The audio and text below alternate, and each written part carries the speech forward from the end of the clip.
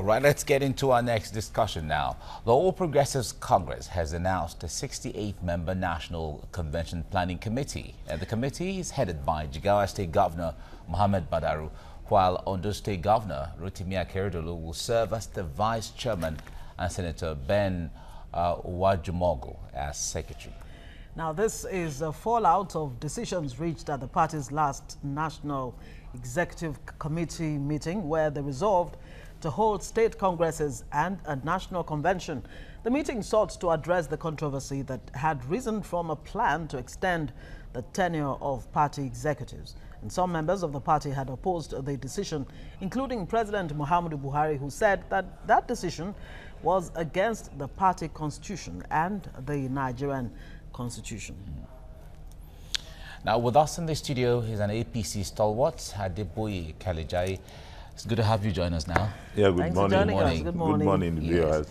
There seem to be a little too much of butterflies in the bellies of APC as a party, members as a party going into Congress. Now, the point there is, it is expected that congresses and conventions should be something everyone should look forward to, but this doesn't seem to be the case. Well, you see, our emergence as a true constitutional democratic nation is just beginning to emerge.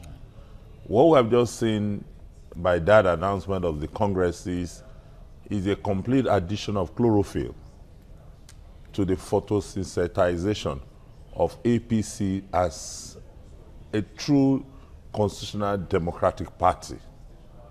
And what do I mean?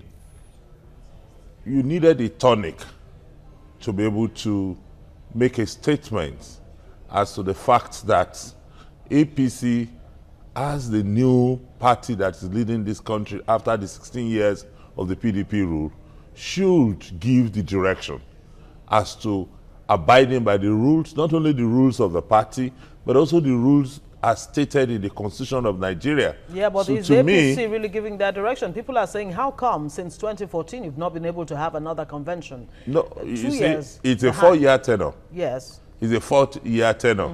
And in a 4-year tenure, the tenure of the current national executives ends in June.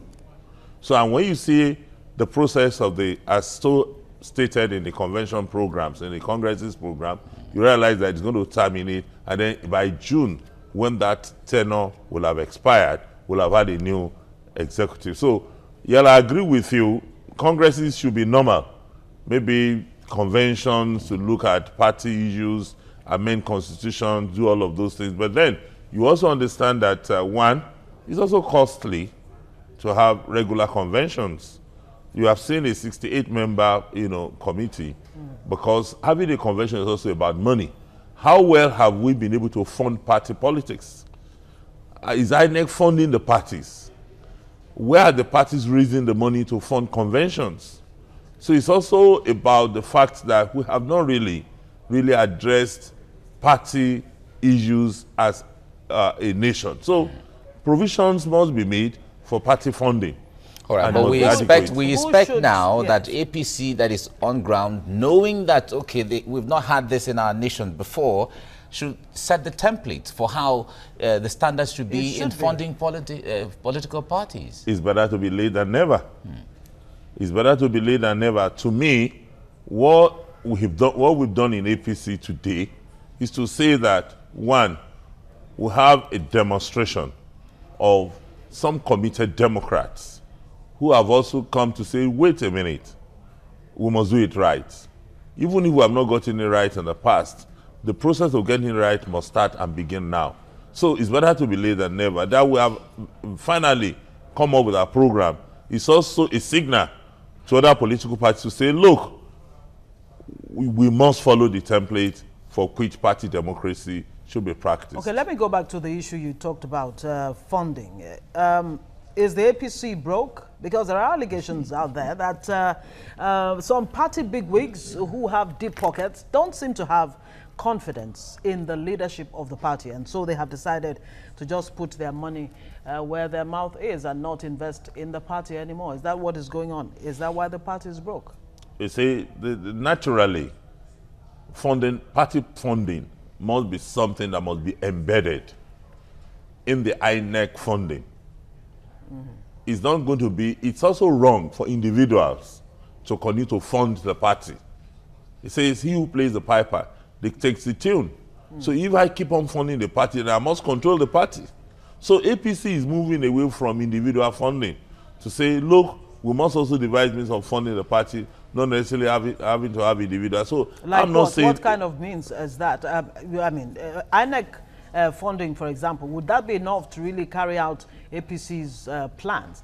Donald Trump, for example, I mean, he has a second-term bid. He's already raised about $10 million so far, and it's not necessarily from individual pockets. It's people who have bought in to the Donald Trump vision. Yes, what I'm saying is that we have almost 18 years of uninterrupted civilian democracy. It's also showing that we're beginning to arrive as a democratic nation. And in arriving as a democratic nation, we must also accommodate the fact that things will not be gotten absolutely right. I agree with you that party funding should not necessarily be, INEC funding alone, government funding alone. There must be people who must buy into the vision of, candidates and the parties and fund the parties. But also, I also know that every party must also be able to make its members pay membership fees. That's what I recommend. Okay. That every card-carrying member of every party must pay membership fees. They must do some kind of funding from every participant that is a member of that party. Maybe that has not been fully achieved, and that is recommended by me here to say that at every level. Yes, we've had it before. Yes. In the First Republic, the parties were funded from the people. If you're a member, there are dues you pay. In fact, it was quite more prominent in the Second Republic between 1979 and 1984, where members, market women, in fact, anybody, there is a card you have, and then you pay your dues either monthly or yearly or quarterly, and it's staked, and all of that. That is, we've done it before. So the concept of INEC even funding a political party is an aberration. To start with. I don't agree. There must also be provisions by the INEC to fund parties. Where would INEC originally get the monies from? When originally INEC is not a revenue generating agency. No, you want to understand that by provisions of the law, the INEC is funded from the federation account. And if INEC is funded from the federation account, they spend money to run elections and do all of those things. And if you don't get it right from partisan politics, you cannot get it right even from the entire general election. So there is nothing wrong. For instance, some parties are not in power. They are not in government. And they also needed some kind of support. So as long as there is a level playing field, some kind of token funding, I recommend that. I also know that, the APC that came up from ACN and all of these, all of these marriages that took place to really now form what we now have as APC, had also in the past funded his own program. Okay, for instance, I remember that we had also registered to have our cards. Let's move on from the issue of funding, because there's so many issues plaguing the APC, and people are wondering, can the APC patch the many cracks in the party before the convention? That last NEC meeting was expected to be a make or mar. Well, thankfully, it looks like the APC recovered from it. It was a smooth sailing one, with the president announcing his interest in 2019. But can the APC fix the challenges of disharmony, which is what some people are seeing, disunity in the party, lack of internal democracy and all of that, before the convention? Or is that going to be fixed at the convention, though there's no date yet? Well, let me also say this, that for me, all of the hulabaloo about the party will disintegrate, will not be able to manage the fallout of the conventions and congresses, is all a ploy. And why do I call it a ploy? To achieve tenure elongation. And through the back door. Through the back door. Through the As back members door. of the executive of the party. Through the back door. But haven't killed that tenure elongation syndrome. Now everybody is come to reality. And when reality stares you in the face, you got to face it. For me, those who were basking in intoxication of tenure elongation must have woken up from their sleep as the reality has come to stay.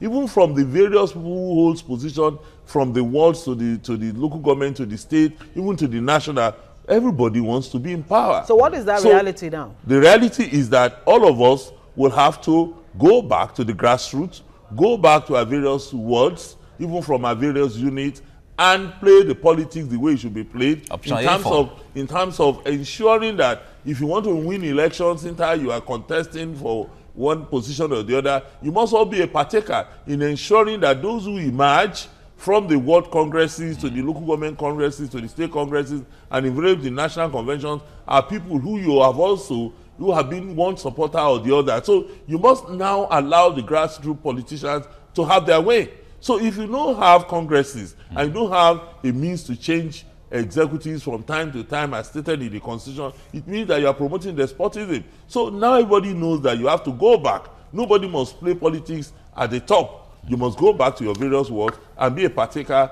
in the party politics. Okay. Is there a power tussle at the leadership level, yes or no? Is there a what? Power tussle. There will always be power tussle. Okay. You see, power is not served a la carte.